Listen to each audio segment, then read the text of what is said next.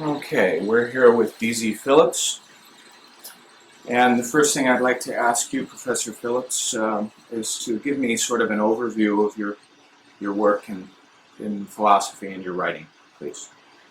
Well, my work falls into three broad categories: philosophy of religion, which I suppose I'm best known for, ethics, and philosophy of literature. In all three areas, I'm interested in the basic central question: in what sense does philosophy investigate reality?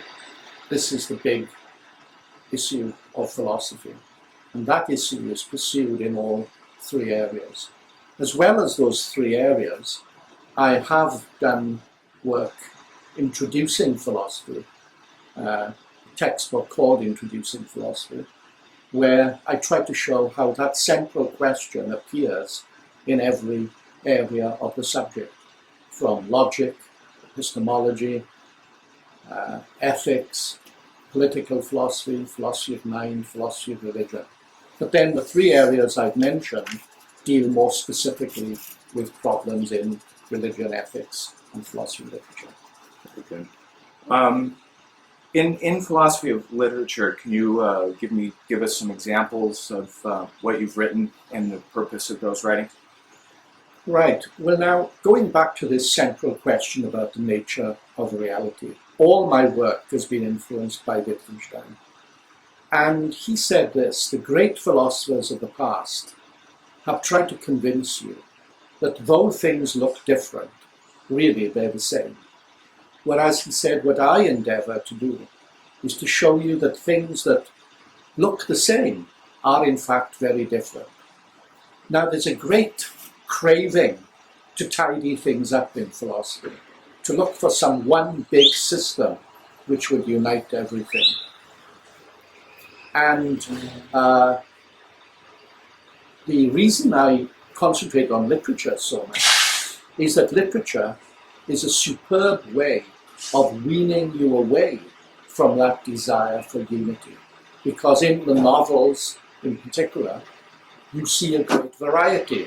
You see different characters, you see different points of view, different situations, and these can't all be tidied up. So in a book called Through a Darkening Glass, I tried to contrast the tidiness of moral theory with the complexity of literature by looking at people like Edith Wharton, looking at the films of Ingmar Bergman, looking at the Faust legend, looking at moral dilemmas such as that faced Captain Vere in Melville's Billy Budd, and showing that that complexity is truer to life than the tidy theories of philosophy. Go ahead and give us an example of that, particularly in Captain Vere. Would you speak to that, please?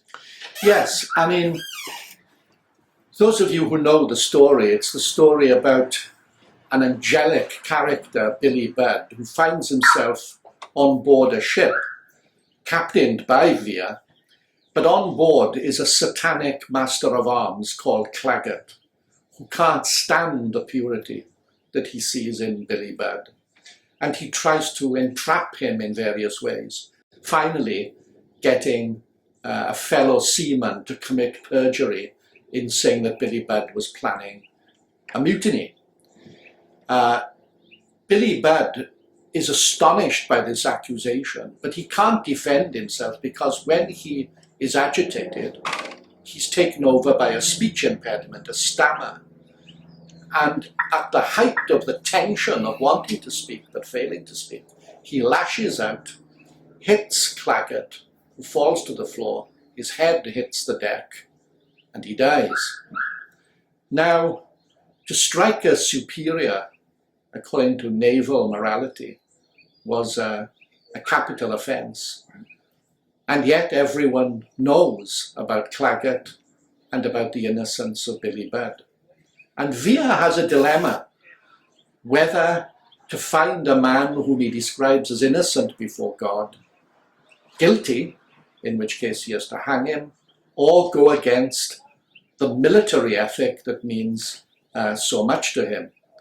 Now, what is interesting is today it's very hard to get this example across because many can't see there's a military ethic at all in an age where maybe the popular view of the military is not as high as it is, for example, in time of war.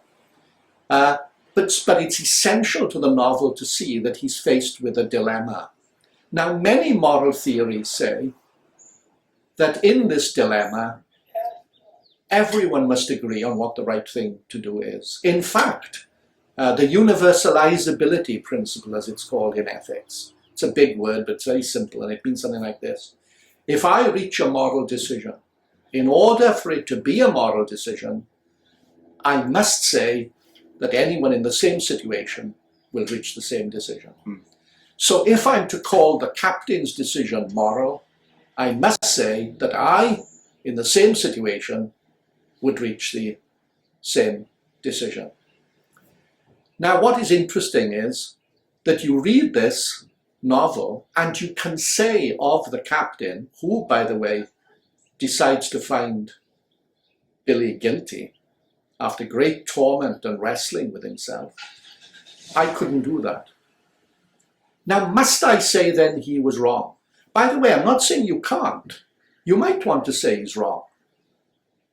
But supposing you want to say he did what was right for him. In other words, you wouldn't have reached that decision, but neither do you want to say what he did was wrong. Now, the moral theory, the tidy universalizability principle, won't allow you to say that. It says everyone must agree whether what he did was right or wrong. Well, now, since we are talking about the philosophy of literature, the first response you're going to get to that, I'm sure you can guess, is if one says it's right for them, it leads to relativity. Right. Moral relativity. Right. And those who have dealt with this example, including myself, have been alive to that accusation. Because if I say the captain did what was right for him, though he feels the full force of the obligations pointing in another direction, why aren't we in the situation of saying whatever he thought was right is right? And you've got relativity, you've got relativism, you've got no standard, it seems, for right and wrong. Well, there are checks. I said you could say he did what was right for him. First of all, I said you don't have to say that. But that is a moral response. You might say he was wrong. That's another moral response. But supposing you do want to respond by saying it was right for him, why am I not saying, well, whatever he said then was right? Well, first of all, there's the character of the captain's deliberations. Supposing he had just looked up the rule book, hang him, then you would have said he isn't concerned with morality at all. He just made a decision by the book. But the novel shows you a person agonizing over this decision. So that's the first feature that's necessary to show that the concern is a moral concern. Secondly, you've got to show there's no self-deception. For example, in Crime and Punishment, Raskolnikov kills the old moneylender because he has a theory that some people are useful and some people are useless. So he kills the moneylender because she's supposed to be one of the useless people. But then there's a knock at the door, it's the police, and he hides under the table. But he has a theory that he is one of those people born to lead, she's useless, useless people are dispensable, but he doesn't believe it. He oscillates between this view and horror. So when you see that behavior, you say, he didn't do what was right. And his self-deception, the oscillation, shows that. Thirdly, of course, your own morality mustn't be so far away from that in which the decision was taken that you can't bring yourself to say a person did what was right for them. And the person who says, well, I think Billy bad. A, I couldn't do it. He's such an innocent person. And B, I just think it's wrong to do that. So I'm not stopping anyone saying that what the captain did was wrong. I'm against a philosophical theory that stops others saying he did what was right for him. So this is an example of a moral theory being over-tidy and not allowing the variety of moral reactions that this situation can call forth. Now, speaking of the variety of moral actions, I really want to get at this. You're fond of an example in Nazi Germany of hiding Jews. Would you speak to that? I've forgotten the officer's name who hid Jews and then confessed. Right. Yes. Eichmann. Yes. Yes, Eichmann. Now, it's very interesting. You can divide any philosophy class in ethics by asking, was Nazism a morality? And you'll get half the class saying it was and half the class saying it wasn't. Okay. Why do people want to say it wasn't? Because they think that when you call it moral, you're condoning it. But moral can be used descriptively. In fact, Nazism was worse because it was a morality. Being a morality doesn't always make something better. It can be a terrible morality. Now, why then do I say that there was a morality? And this is where Eichmann is essential. Perfect. I have no doubt that many Nazis were simply bully boys. They just enjoyed what they did to people. And had someone else been in charge, they'd have changed the uniform without a second thought and been equally cruel for an opposite regime. So they didn't believe in anything. They were just cruel. Thugs. And of course, Nazism, for obvious reason, attracted thugs. But Eichmann, apparently, just before the program against the Jews intensified, a friend of his asked him to help him to smuggle certain Jews out who were friends of the family. And he said, just one last favor before the program got underway. And he helped. This played on his conscience. And of all people, he confessed to Himmler at a time when the penalty was death. Now, this isn't a bully boy. In some ways, this is worse than a bully boy. This is a man who really believes this horrific morality and was prepared to put his own life at risk in the pursuit of it. That's what shows that it's a morality, though, of course, a terrible morality. Very good. Now, you mentioned the word description, that the word morality can be used descriptively. And I'd like you to speak to that, because you also said that you've been heavily influenced by Wittgenstein. Would you sort of talk to that and go ahead. In the examples I've been giving you, I've been describing different moral reactions and so on. That takes us to the heart of Wittgenstein's philosophy, where he said, we must give up explanation and settle for description. Now, what did he mean by description? He didn't mean what the sociologist does, just going around describing practices. He meant by description locating the role concepts play in our lives. Now, why do we need to do this? Because in philosophy, we misdescribe these concepts. We give confused accounts of them. How do we do that? Well, one way in which we do it is by giving an account of the concept in terms of other concepts which are different. A simple example, I may be told that there's a very powerful king living in a castle. The castle is on a mountain. The mountain is shrouded in clouds, so I never see the top of this mountain. No one in the village, let's say, has ever seen the top of the mountain. But you're told, A, there's a castle there, and B, that there's a very powerful king living in that castle. Now, whether I believe that depends on a prior fact. A, is there a castle there? And B, is there a king in the castle? Mm-hmm.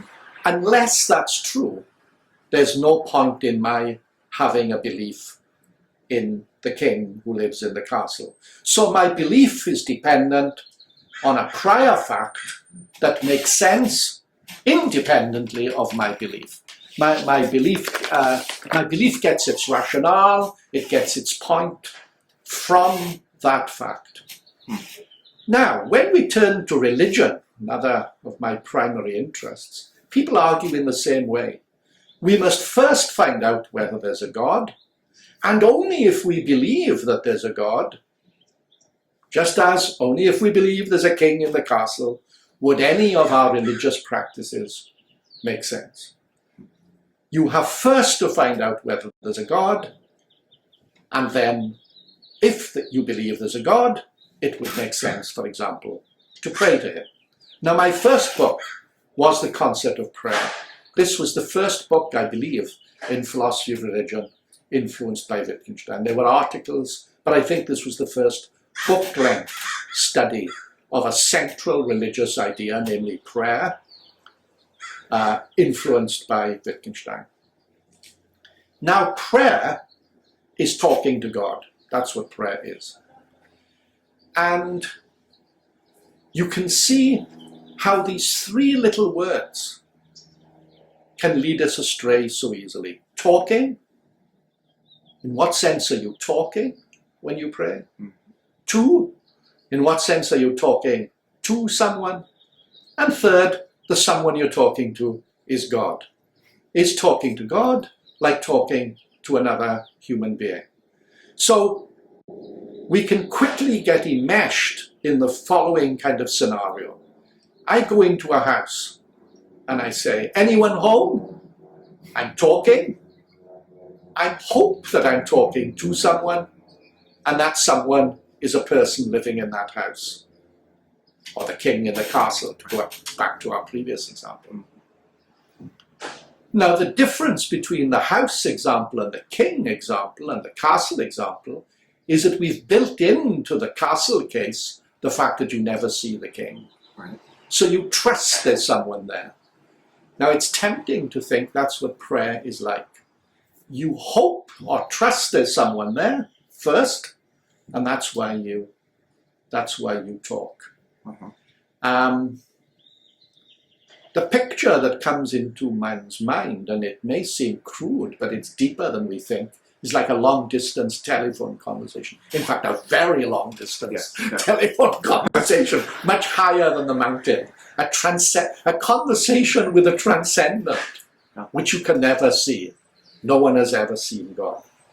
Now, the reason why my book caused considerable controversy when it was published was this. Instead of saying, you first know what it means to speak of God's existence, and therefore you're investigating prayer, what I argued was, it's only when you see the point of prayer that you understand the sense in which God exists. I remember when I went to Oxford as a young research student, and this was my topic. It was called then The Language of Talking to God, but it became The Concept of Prayer later. A lot of my fellow research students said, isn't your investigation premature? How can you be investigating prayer? It's a waste of time to pray unless there's a God. So you are shirking the primary logical problem of showing whether it makes sense to speak of a God. Now, here would be an example of imposing a criterion on prayer that belongs to the other kind of talk we've mentioned, the man shouting in the house, or the man sending messages to the king in the castle, whom he believes is in the castle. Because prayer is a spiritual exercise. Prayer is, well, Brother Lawrence called it, the practice of the presence of God. So, whatever we mean by God, God is, if you believe in God, a spiritual reality. God is not an object. And Expand on that, please. well, there was a very famous article many years ago by John Wisdom called Gods. And in it, he had a parable called the Parable of the Garden. And it went like this. Two people visit a garden. And they hear that no gardener is ever seen looking after this garden. One looks at the garden and says, surely there is a gardener. Look at these flowers. There are signs here of tender care. The other person says, no, there's no gardener. If there were a gardener, there wouldn't be these weeds. Look how haphazard this garden is. There's no gardener. Each one notices everything in the garden that the other notices. One at the end says there is a gardener, and the other one says there is no gardener. One says there is a gardener, the other one says there is no gardener. Now, at that point, the disagreement between them is not experimental. They can't settle it by pointing to anything in the garden. And of course, they can't point to the gardener. So what is the difference between them? The difference is in their spiritual relation to the garden. And God is the spirit, or a spirit, in which one endeavors to look at the world. The problem with wisdom's example, of course, by making it a garden, you've already entailed there's a gardener because a garden is man-made. That was a bad. But what about a jungle, right? You're not tempted in the same way in a jungle to speak about design as you are in a garden. So you can't find God by looking for an additional thing, a something. And the reason why we look, we think every word we use stands for an object. But of course that's true of a very small part of our language. I mean, there's all sorts of words in our language that don't stand for objects, all the verbs, the connectives, the exclamations, the orders, the commands, our grief, our joy, our love, none of those are like, here is a table. So there's a crude requirement here being imposed on religious language. And after all, the word spirit isn't confined to religion. You say she was in high spirits, low spirits, the spirit of the age, the spirit in the woods. Talk of spirit is found in many contexts. And it is one of the regrettable features of contemporary philosophy of religion that the concept of spirit is neglected. The big question is God an object? And then people say, well, of course, not an empirical object. Supposing you looked at an ocean and said, God's spirit moves there. Someone might say, I can't see any spirit moving, but what are you looking for? You're not looking for some object moving on the face of the waters. You are saying something spiritual about the ocean, about the sea, the spirit of the sea. In Hemingway's Old Man and the Sea, in another book of mine, a collection called From Fantasy to Faith, where I discuss 20th century writers, all grappling with religion, some against, some for. You've got Hemingway's Old Man, not a Christian relation to the sea, but a warrior relation to the sea. He goes out to the deep to hunt Leviathan. Now that's another spiritual relation to the sea, not a Christian one, but a warrior one. And these are of interest to philosophy because of a constant temptation not to do conceptual justice to them by thinking that you're speaking of a certain kind of language when you're trying to get to grips with spiritual realities. Is this is an example of this in the Psalms where it says God gives them their food in due time? Speaking of the animals, is this the sort of thing you're getting at? a way of looking at the world, a way of looking at nature, or is it something else? Are you trying to say something more than that? Yes, the fact of the givenness of human life. Now, of course, when I say that, you can immediately lapse into the misunderstanding I've been talking about. Supposing you say the animals have their food, life is a gift, a mixed gift, with bad things and good things, but a gift.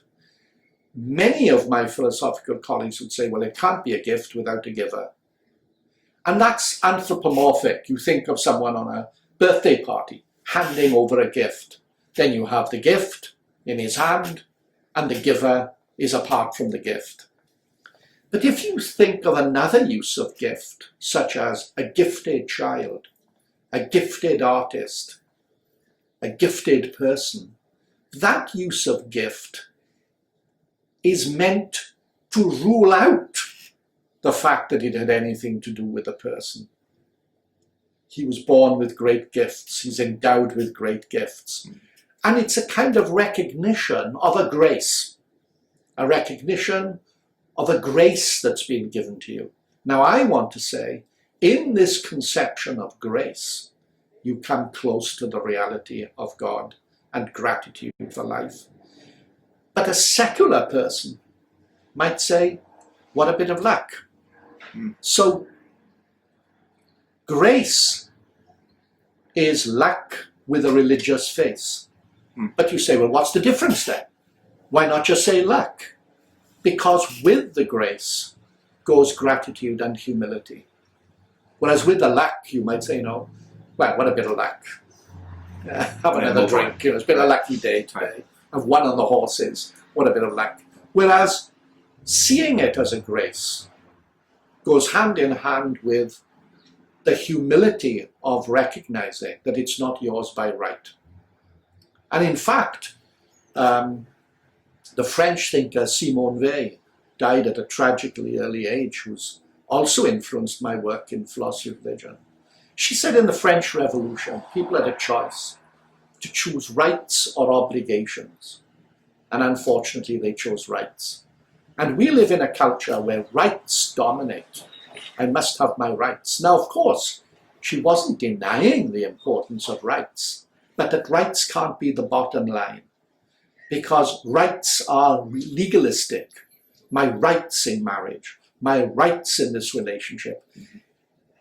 She, as I have to insist, she's not denying the importance of rights, but that rights need to be underwritten by a conception of grace. That, for example, the universe doesn't owe you anything.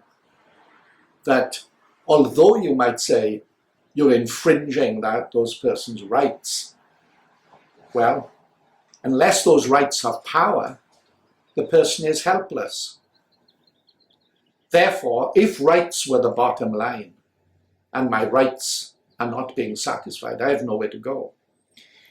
But if I can see through the violation of my rights a value which doesn't depend on rights, namely the innocence of a person, the fact that someone is a human being, that human being can then sing in the dark, because though the right isn't satisfied, they have a kind of justice on their side, though it isn't being satisfied. But if rights were the bottom line, if you had nowhere to go, if your rights aren't satisfied, then what sustains you when the right isn't satisfied? So the idea of grace, of graciousness in life, seems to me an idea close to the heart of religious belief. Now, you've written on this in one of your books, and I want to ask you about that book, but I want to ask you about Kierkegaard. Is this what Kierkegaard meant by God, and I may be getting this wrong, so correct me, God doesn't exist. he is, or He is eternal. he is eternal. Yes, Kierkegaard said God does not exist, he is eternal. That anything which exists would simply be another fact. Mm-hmm. One more additional thing. God is the eternal... Because it's contingent? And it's contingent, okay. yeah. Anything that exists could cease to exist. Mm-hmm. Now, of course, you can go either way here. You can say, don't be pedantic. People do say God exists, so let's not quarrel about the word. What's important is what you do with the word. That's one of Wittgenstein's big insights. Don't quarrel about the label. Look at what you do with it. So even if we use the word existence, the point is it's equivalent to eternal. And that's why people have said God necessarily exists. And people have had all sorts of trouble with that because, of course, thinking of existence in the other sense, they've said nothing can exist necessarily. Anything that exists may cease to exist. Right.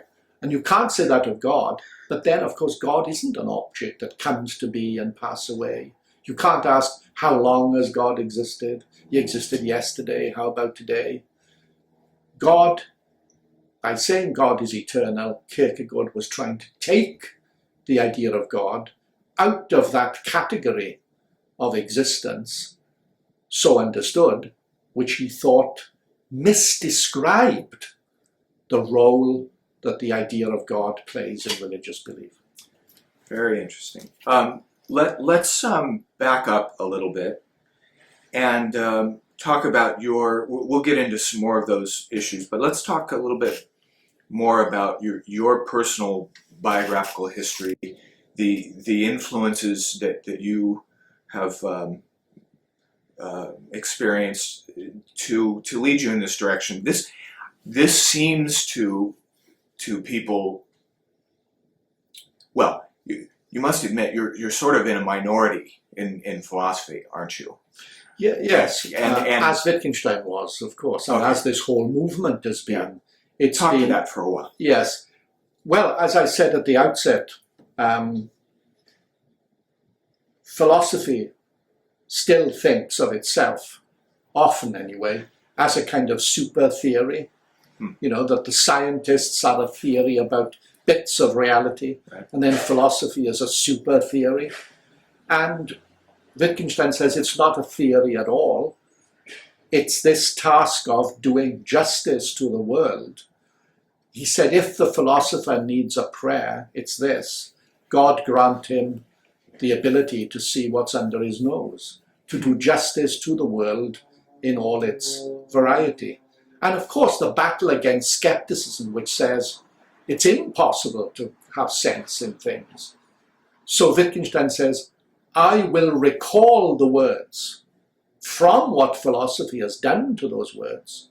I will recall them by showing you, describing for you, locating for you, explicating for you, elucidating for you the natural home of these concepts. In other words, our life with them. They are there like our lives. And these lives are not static. They shift in various ways. Now, how did I come to this conception of philosophy? Yeah. What I said about contingency plays a major role here.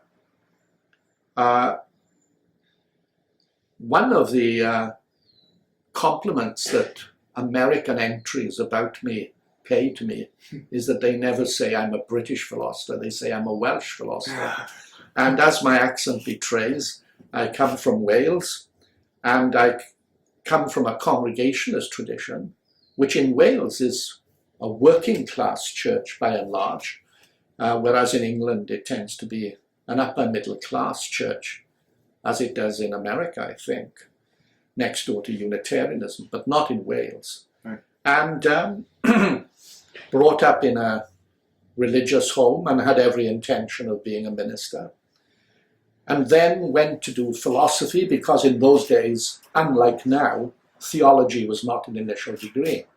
So you had to do something before you could do theology. And a large percentage of theological students did philosophy.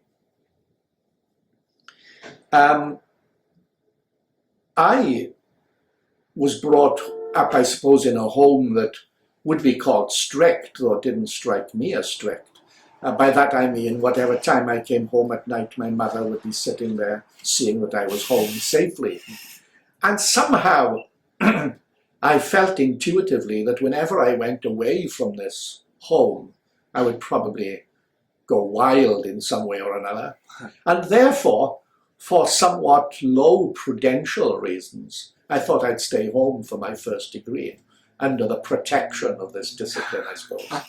So I go to my local university, and unknown to me, in Swansea, which is at the southwest tip of Wales, there was one of the best philosophy departments in Britain, where Rush Rhys taught. He was already Wittgenstein's literary executor. He'd come there in 1940.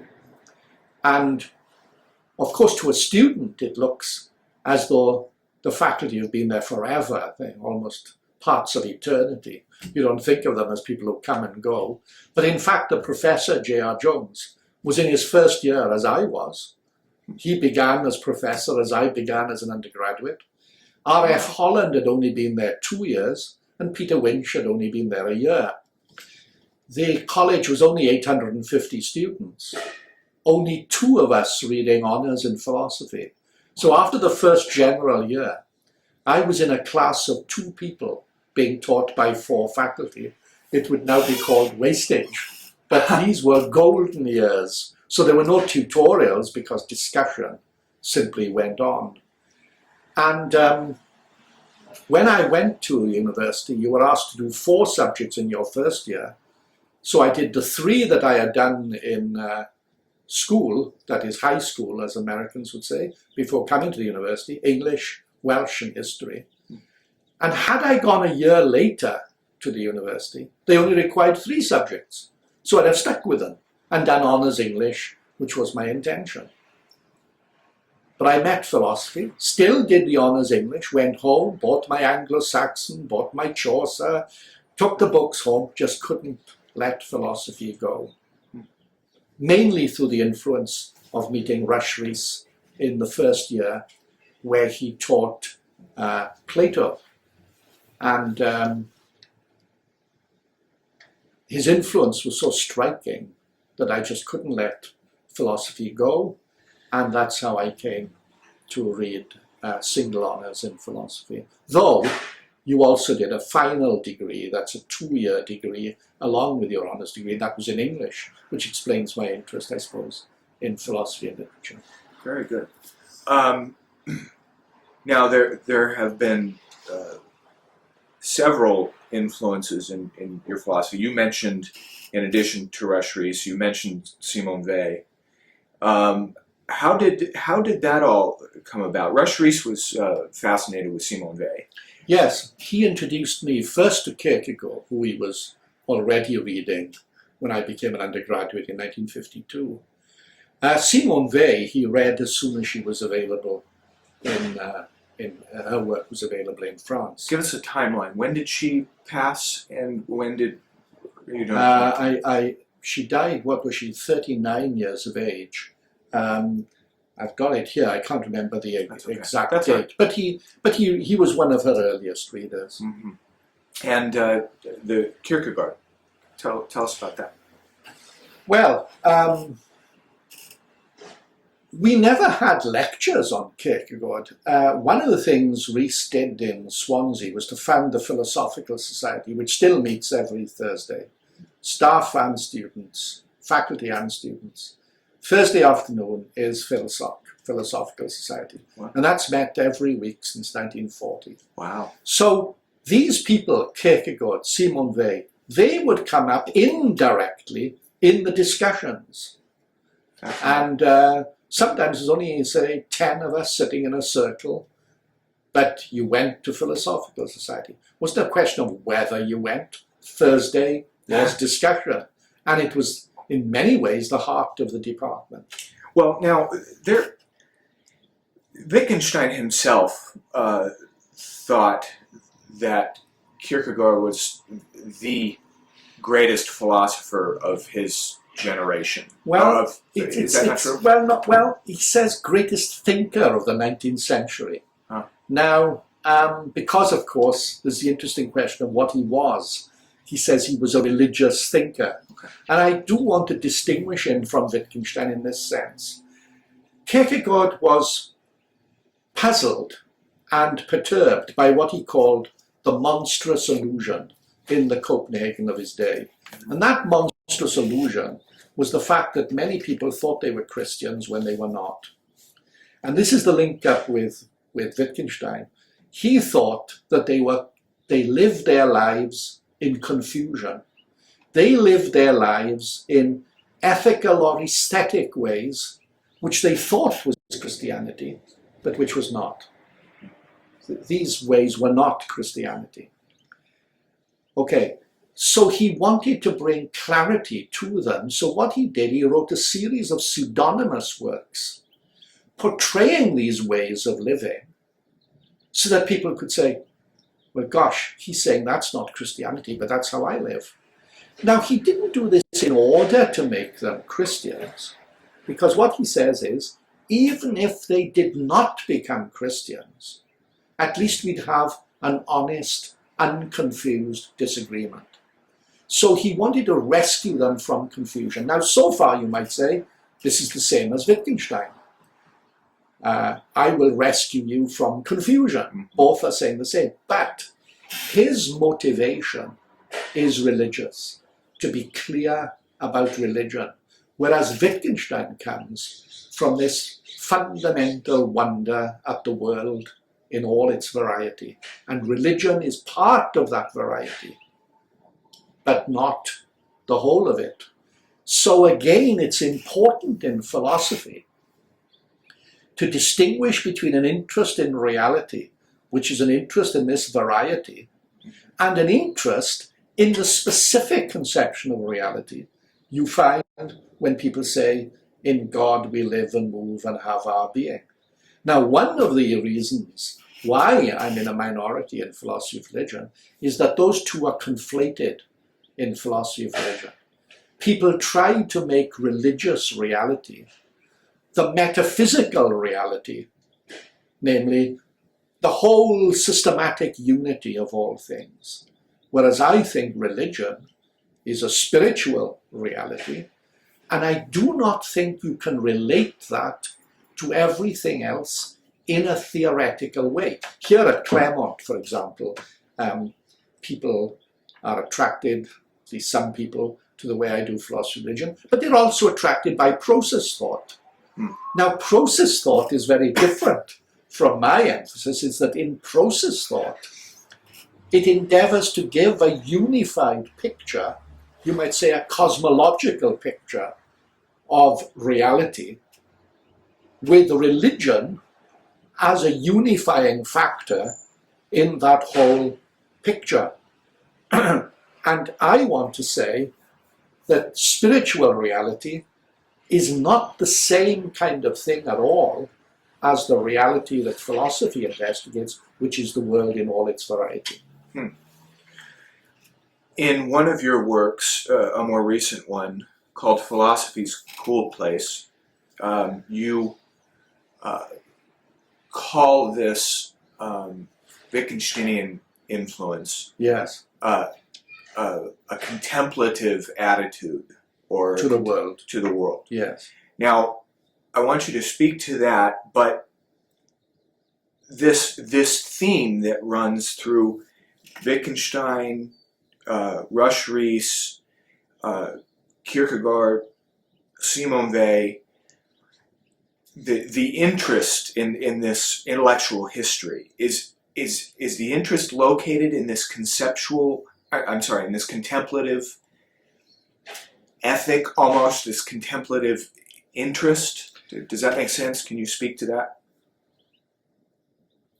I don't think there's a unifying thread through all three thinkers, that is, through Wittgenstein, Kierkegaard, and Simone Weil. I've already said why not in Kierkegaard, because his motivation is religious. Right. He is not inspired by a contemplative conception of philosophy, it seems to me. He is interested, for religious purposes, in bringing clarity into confusion. Now, Simone Weil, it's interesting. I mean, sometimes she seems to be doing philosophy in a straightforward way that, say, an admirer of Wittgenstein would recognize. Mm-hmm. But at other times, she's speaking about the world in a spiritual way. Let me give an example. When she discusses obedience to God, she emphasizes that one of the important things about this obedience is dying to the self, that you have to renounce the self. You don't see the self as the center of the world. And she says we should emulate the obedience of the waves of the sea, because the waves are an example of perfect obedience. Now, if one took that straight in a philosophical way, all sorts of objections occur to you, that the waves neither obey nor disobey. I mean, the waves act as they do. You can give a law of tides and so on. You can examine the tides and why the tides behave as they do, but they are not obeying. There's no will involved. So how can that be of use to us? But then suddenly you realize that maybe what she's doing is this. She's not examining the waves and then drawing conclusions about religion, but rather the fact that she has a spiritual relation to God is what leads her to speak of the waves in the way she does. So there, again, it isn't the same as the Wittgensteinian pure wonder at the world. Now, even many people today, influenced by Wittgenstein, and this is the point of my book, Philosophy's Cool Place, which has come out just recently, along with my collection, Recovering Religious Concepts, which again is concerned with bringing religion back from what philosophy has done with it to its natural home. Both books have that concern. The difference in Philosophy's Cool Place is this, that even many people influenced by Wittgenstein are not content with this contemplative view. What they say is this, that when you bring the words back from their confused to their ordinary use, to show the natural home of these words in the lives we lead, that makes us lead better lives. That this clarity will itself be a moral or even a religious advance.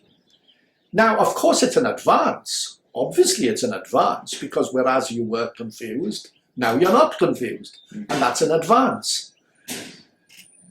But Kierkegaard, and again, this would be a comparison of Kierkegaard and Wittgenstein, both Kierkegaard and Wittgenstein would say that that clarity is still at an infinite distance from religious belief, or indeed from moral integrity. That clarity is not itself the personal appropriation of the good life or the religious life. Of course, there's a seriousness in the contemplation because the world demands a certain attention from you. And that's why you can't imagine a great philosopher as a playboy, someone who takes the world frivolously, because contemplating the world, trying to do conceptual justice to the world in all its variety, asks of you a certain attention to that world that demands a certain seriousness. But that is not the same as appropriating what you clarify in your own life. And of course, it's easy to show why that can't be the case, because what you see in its variety, you will see points of view which are antagonistic to each other. Now, where some people, it seems to me, go astray, they mistake that acknowledgement of the world, the acknowledgement of the world in all its variety, for a kind of sympathetic acknowledgement, which, by the way, is very attractive in American thought, because it's linked to that tradition of a public civic discourse in which we all democratically share just by being speakers of the language, you know. An idea of a conversation in which we all have our part, Whereas Wittgenstein says, what's ragged must be left ragged. In the world, some of us will be close in our conversations, others will be far away. And there is a temptation to think that because I acknowledge what the other says, therefore I must be appropriating it. But I may speak to someone, and that someone is stranger at the end of the conversation than they are at the beginning of it. Can you give an example of that? How that might... Well, for example, these people who think that this acknowledgement is an acknowledgement of respect, they try, as it were, to get democracy out of Wittgenstein. But Wittgenstein would say, supposing a liberal is talking to a state centralist, say under Stalin, he gives him all the virtues of liberalism, inviolability of the domicile, frequent elections, freedom of speech, etc., etc., etc. You might say, being for those values, that's what being a liberal is. And the other man listens to all that, says, right. I think control is more important. People know what's coming, order, set pattern to life, security. Now, as my teacher Rush Rees said, it isn't that he's misunderstood what you've said by freedom. He's not for it, that's all. Wittgenstein at the end of his lecture on ethics says, you must realize other people's reasons really are their reasons, you know. The state centralist isn't a would-be liberal gone wrong. He really does believe in something that you don't believe in. And you believe in something he doesn't believe in. You say, well, who wins? Well, it might be politics. It might be war. Yeah. But the idea that Wittgenstein's method underlies one and not the other is confused. Though this may be true, that freedom to do philosophy, as Wittgenstein does, may flourish in one political system and not be allowed in another. That's true, of course, because it is in a liberal inquiring tradition. That's part of what philosophical inquiry is. And that's why Socrates is given the hemlock. So, of course, philosophy will depend on certain political conditions rather than another. But that's all the more reason for it to be clear that those conditions aren't underwritten by philosophy. What they're underwritten by is love of the value of those traditions. So it seems to me that there's a group of philosophers, and I think under the influence of Stanley Cavell at Harvard, there's a whole group of people who have, as it were, romantic, it's a neo-romanticism, that just as the classical romantic was a genius that generated an inspiring language from his or her own ability, now the idea is, let us democratize romanticism. And all of us, by being speakers, are saying something worthy of being heard. And if I don't listen to you, then it must be because I'm repressing what you say. Also a great influence of psychoanalysis and Freud here. But I may listen to you, Wittgenstein says. I hear what you say. I don't agree with it. In other words, there is genuine difference. Not difference to be superseded by some wider respect. You see, saying that we all have to respect each other is itself a denial of the variety that Wittgenstein is talking about. Respect is one relation in which people stand to each other. Disrespect is another. I think the slide in their thinking is this. There is conceptual respect. Namely, I must do justice to Nazism as a morality. That's why I spoke about Eichmann in the way I did. I do justice to it, but I'm against it. They confuse doing conceptual justice to it with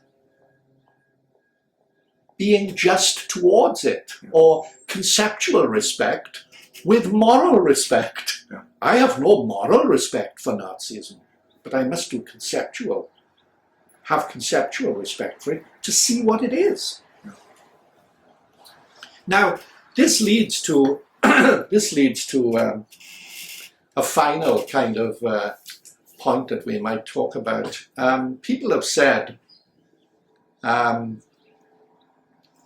if this conceptual respect is given to all sorts of practices, does this lead to a conservatism, that you just leave all the practices where they are? Where does criticism come in of practices? And some have thought, for instance, that when Wittgenstein says, do justice to the practices, well, can't there be confused practices? So isn't there a contradiction between doing justice to the practices and yet saying some practices are confused? I think that itself confuses the way Wittgenstein uses the word practice. You can use practice sociologically simply to mean what goes on. All sorts of practices, what goes on. He means by practice a conceptually distinct cluster of concepts in our lives, our life with certain concepts that make sense. So you either have practices or confusion. So practices in a sociological sense, what goes on, they may be confused all over the place. Now, an example of this he gives, which runs very deep and shows connections between logic and religion, which may seem miles apart, is this. I'm talking now and people are listening. You might ask, well, how are they able to understand what I'm saying? And the answer would be, well, I'm using words which have a meaning. How do those words have a meaning? How are you able to understand me right now? And you think, well, they're able to have a meaning because their meaning is in them, in the words. So you begin to think of meaning as a power in the words. He's a powerful speaker. What he said was effective. The force of the argument. That way of talking can make you think of meaning as a power in the words themselves. Whereas the meaning of a word is in the way it is used. It isn't a power in the word.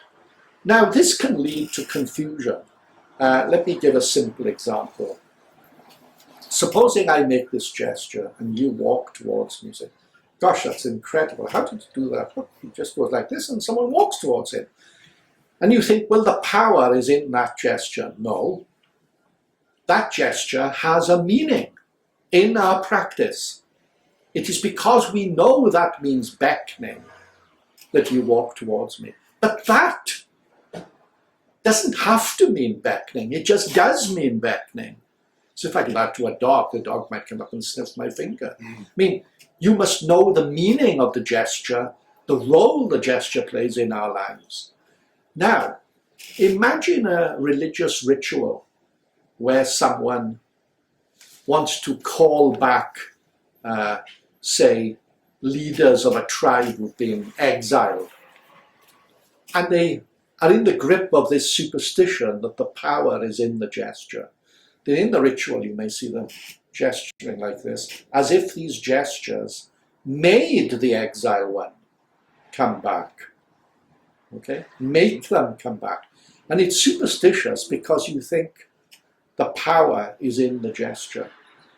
So the ritual could be confused. The power is put in the gesture. Now Wittgenstein, for example, in this way, found the story of the scapegoat in Leviticus confusing. Because in that story there are two goats. One goat is sacrificed to the Lord, where the people confess their sins, repent. And then parcels are loaded on the other goat, the goat of Azazel, the prince of darkness. And this goat is driven out into the desert. And the idea is that your sins go off with the goat. Now, the goat is carrying parcels on its back. Can it also carry sins on its back? This would be an example of a confusion. Your sins can't just be carried away. Now, this confusion could appear in other forms in religion. You go to the Mass, Catholic Mass, you swallow a wafer. You also take tablets for stomach upsets. They clean you. Does the wafer clean you of sin in a way a tablet cleans out the stomach?